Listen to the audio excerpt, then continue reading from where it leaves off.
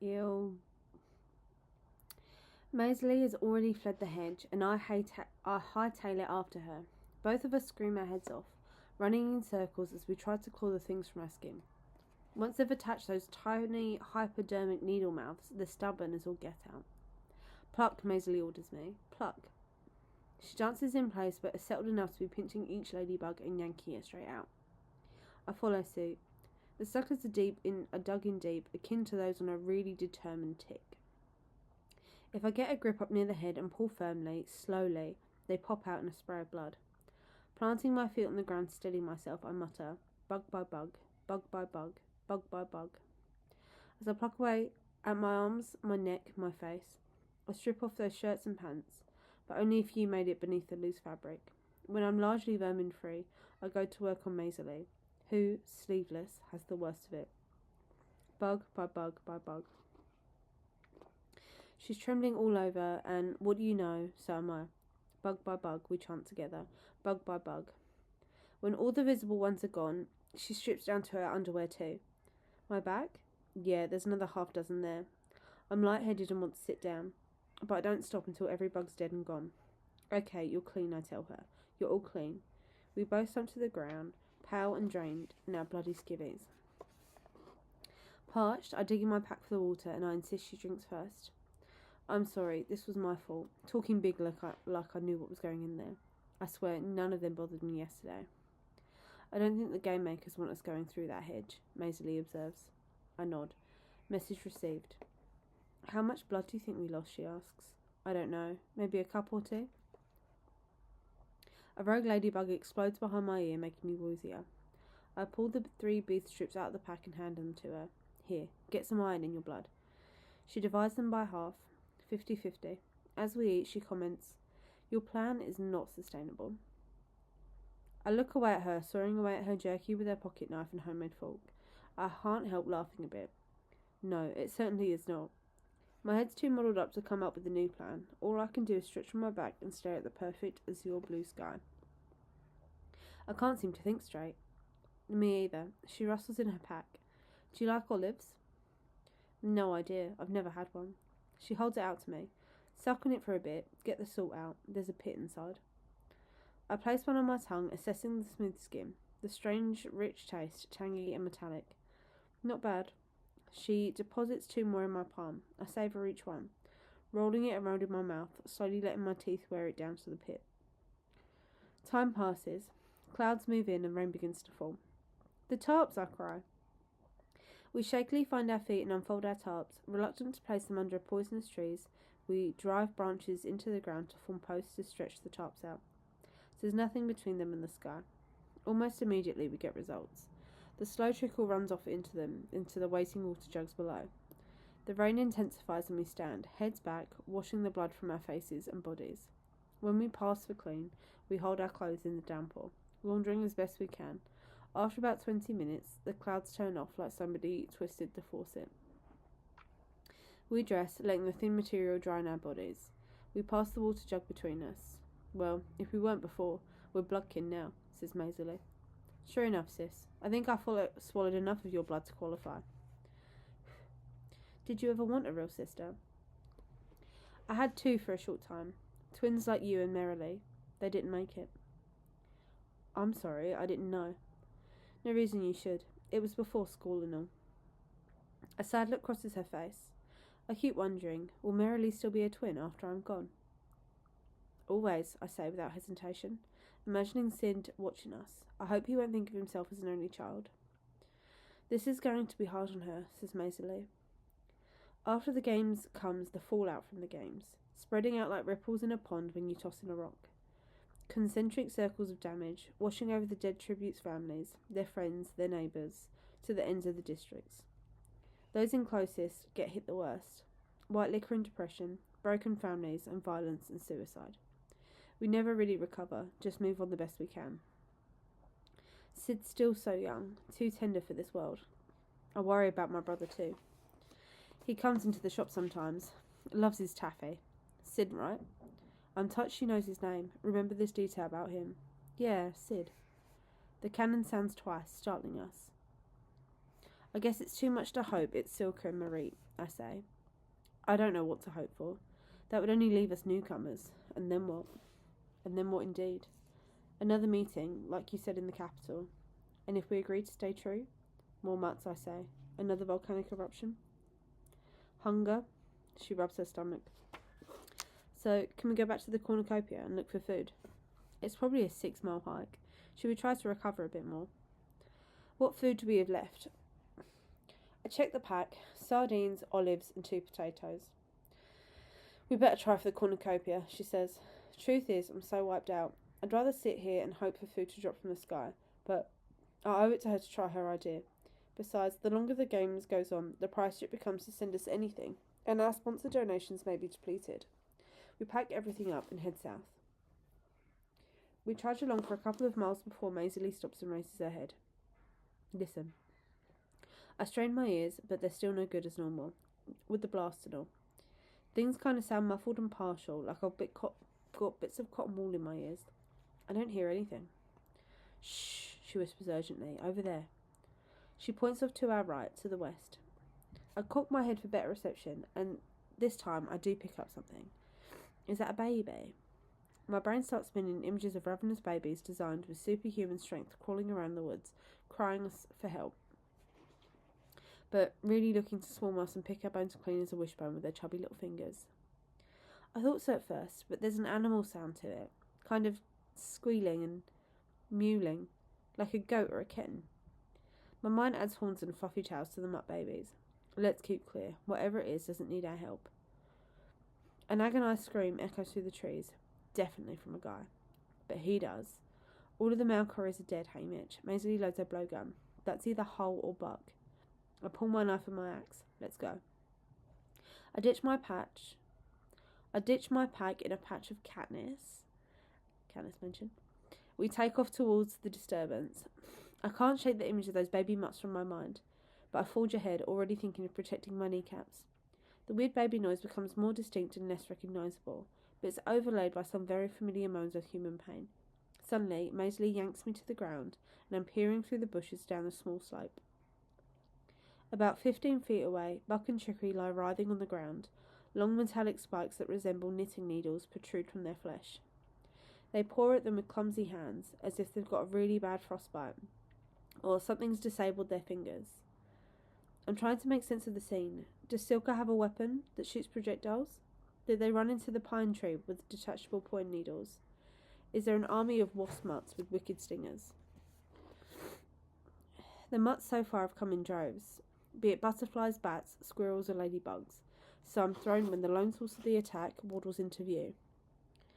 Porcupines inhabit the hills around 12. The Nordove has an affection for the one back home. Quill pigs, she calls them, saying they're misunderstood. They can't shoot quills like people think. You have to come into contact with them, especially their tails, and if you leave them be, they leave you be. But even she would have trouble loving this massive mutant beast. It's the size of a bear. In fact, it might have been crossed with one in the lab, given its teeth and claws. Like everything in the arena, it's striking in its way. The rows of pure gold, silver and bronze quills adorning its back, sides and tail gleam in the sunlight, but I'm long over being seduced by the arena's beauty.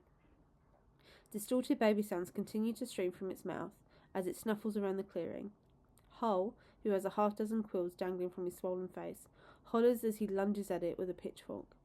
The porcupine responds by backing away from him, raising its deadly rear raised and bristling. Hull could run away, but is trying to get to his allies, hoping they might be the only injured instead of dying. We need some kind of shield, Maisie whispers, sliding off her backpack and pulling out our tarps. I run my fingers over the thick canvas, coated with something to make it waterproof, though not necessarily quill-proof. Maybe if we double them up, I suggest. Layered together, they feel a bit more secure. Okay, what's the plan? I think it's safe if we keep our distance. It has to make contact to quill us. We weigh our options. Maisie decides, I can try the darts if we're a bit closer, but I'm afraid they'll have trouble getting through its skin. Do you think you could get a knife in? Not sure. It looks pretty well protected. Maybe if we flip it on its back? Get the underbelly? Flip it with what? I spy the sturdy tree limb on the ground. Branch might work. Just then, the porcupine twists its hindquarters and dives a slew of quills into Hull's thigh. He cries out in agony and sinks to the ground.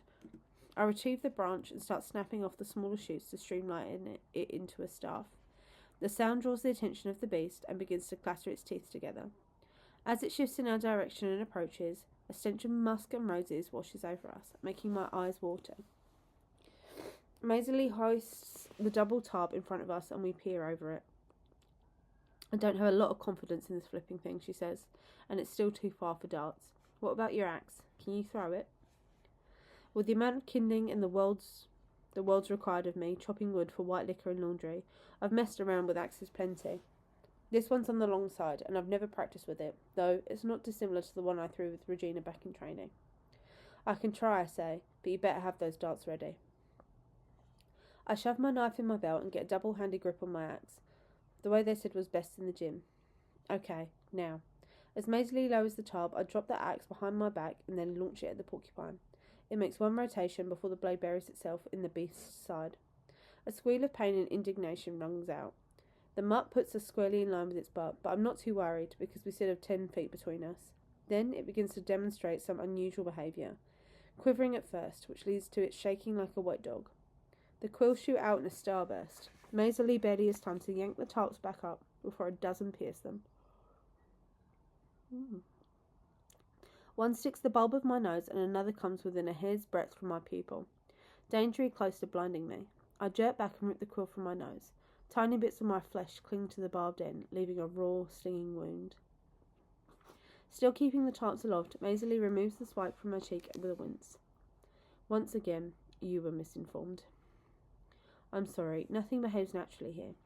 She turns the tarp 90 degrees to get the quills away from our eyes and then peeks over the top. I spot my axe laying on the ground, freed by the mutt shaking. Do you think my axe did any damage? It's hard to tell, she says. The porcupine goes on a rampage, stamping its feet and fussing like a toddler having a meltdown. Only, I know it's nobody's baby, just an abomination whipped up in a test tube to murder us. It begins to shake again. We duck below the tarps for a cover as another round of quills peppers us. A cannon sounds, and I know one of the newcomers has gone. 2 remain alive. I don't know what poison the quills carry, but my nose has swelled up like a ripe strawberry. If we give them the antidote, could they recover still? Should I drink some now? Is 1 quill enough to kill you? We need to get to them, I tell Maisie. Try the antidote. Yes, but I don't think your stick's going to be of much use, she says. I don't think anything's going to be of much use since it can shoot those quills. I watch the creature continue its tantrum and think of Sid when he was little once. Maybe we're going about this all wrong. Maybe we should try soothing it. Soothing it? Yeah, like when you try and calm down a baby and then just get it to move on. Sing it a lullaby, maybe? Maisie deadpans. Maybe, I counter, or give it a pacifier. I guess you catch more flies with honey than with vinegar. Maisie unearths the can from her pack. Olives or sardines? Well, the olives are easier to throw. I pull one out and chuck it in front of the porcupine, which ignores it. I bounce a few more off its nose. The cries mellow to whimpers as it turns its snout on the forest floor, snarfing up the olives. Who doesn't love salt? I lob another one a couple feet ahead of the mutt, and it lumbers after it. And another, stretching the distance each time, until I've got it 10 yards outside the clearing. Out of olives, I throw the empty can as far into the woods as my strength allows, and hear the porcupine crashing through the trees like a dog after a bone. A second cannon fires. Maisie's in the clearing in a flash, trying to tip the antidote between Hull's lips. I check for chicory and Buck's pulses, just in case those cannons were for some unfortunate tribute elsewhere. Nothing. I join Maisie, who's managed to coax some of the syrup down Hull's throat, and begins plucking quills from his legs to reduce the poison. Come on, Hull, she tells him. You've got to drink this down. Come on now. He's trying, his throat muscles rippling with the effort, but the antidote's bubbling back and spilling down the side of his face. We continue, her coaxing, me plucking, until the canning sounds, and even then for a few more minutes, because maybe someone as young and strong and deserving of life as Hull might find his way back to it. But he doesn't, and so finally we give up. The hovercraft appears, a vulture hungry for the remains of our allies. From deep in the woods comes the sound of the porcupine chomping on the olive can, its targets long forgotten. Evening air cools my cheeks and diffuses the creature's musk. Maisie passes me the bottle, and I take a swig of the antidote. I don't know how much poison one quill delivers, but why take the chance? It tastes like somebody mixed chalk bits in buttermilk and forgot to stir it. Maisie and I go around and shut each of the dead tributes' eyes and try to arrange their bodies properly so their family's last image of them won't be of contorted limbs. On our way out of the clearing, we collect the axe, our tarps, and their supplies. The claw begins its descent as we reach my backpack. We sit smack down in the clump of Katniss, side by side, completely done in. I can barely hear her whisper. One of us has to win this thing. My eyes travel up the long stems of the narrow-shaped leaves, the white petals concealing us from capital cameras. Why is that? I whisper back. One of us has to be the worst victor in history. Tear up their scripts, tear up their celebrations, set fire to the victor's village, refuse to play their games. Reminds me of Pa. Make sure they don't use our blood to paint their posters. Exactly. We'll paint our own posters, and I know just where we can get the paint. In a gesture I remember from the schoolyard long ago, she extends a pinky. Swear it? I encircle it with my own, and our pinkies lock tight. They will never let me be a victor, not after my attempt to break the arena, but I can swear to try and keep her alive. One of us paints those posters. She rises and pulls me up. Let's check the supplies. Our allies must have recently received a parachute, because one pack holds crackers, baked beans, and an unexpected treat, raisins mixed with nuts and candy. There's a blanket too, and some more water jugs, one half full. We decide to save the cornucopia for tomorrow, so I start a fire. Maisie heats up the beans, which we dine on in our own fashion, by fork or cracker, and then eat our treat, one morsel at a time. The anthem plays, and Regina and Autumn appear, followed by Buck, Trickery, and Hull. 5 gone, 5 left, I report. You, me, Silka, Mariette, and Welly. Out there as night falls, dealing with all this alone. We'll find Welly tomorrow. Right, we'll find her, says Maisie. It could work for her to win too. You sleep first, Hamish. I'll keep watch. No point in pretending I'm not running on empty. I wrap the blanket around her shoulders and make a hammock bed and curl up in the mesh. I sure could use a lullaby right now. She gives me a surprisingly unladylike snort. You don't want to hear what's running through my head. Started in the maze and just won't quit.